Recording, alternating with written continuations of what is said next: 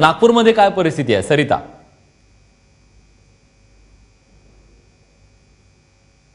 विलास, नागपूरच्या स्टेट बँकेसमोर आपण उभा आहोत। ही अशी ब्रांच आहे की जी सकाळी 9 वाजता उघडते आणि त्यामुळे 8 वाजल्यापासूनच लोकांनी इथं रांग लावली होती। सगळ्यात पहिले तर लोकांची अपेक्षा अशी होती की इथे एटीएम हे उघडेल, मात्र आज एटीएम उघडणार नाहीये। एटीएम उघडण्याचे कुठलेही डायरेक्शन्स बँकेला मिळालेले नाहीये। त्यामुळे आपण बघू शकता की एटीएमचं शटर जरी डाऊन असेल तरी इथं बाहेर आपण ही लोकांची गर्दी बघू शकतो। जर का आपण आत गेलो तर मात्र बँकेमध्ये एखाद्या मार्केट सारखी गर्दी झालेली आहे। लोकांची अशी झुंबड आपल्याला आतमध्ये दिसू शकते।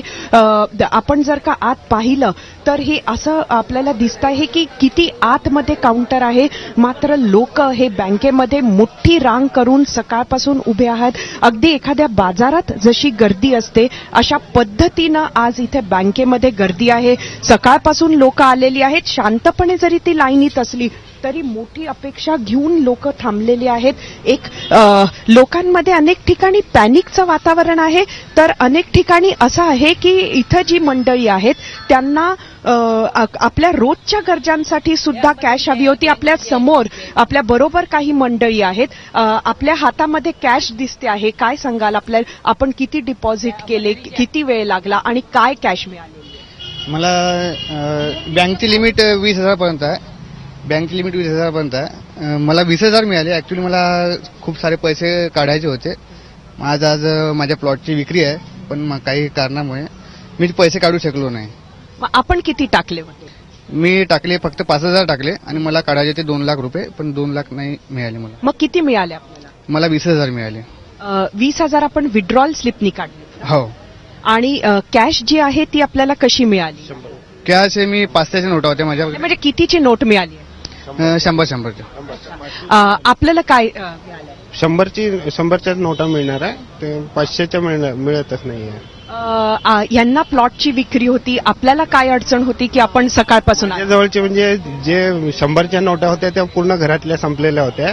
त्यामुळे मला ते पेमेंट करण्यासाठी, म्हणजे जे शाळेचे टीचर्स लोक आहेत त्यांच्या पेमेंटसाठी आवश्यकता होती, तर त्यांना मी चेकनीच पेमेंट करावं लागलं मला।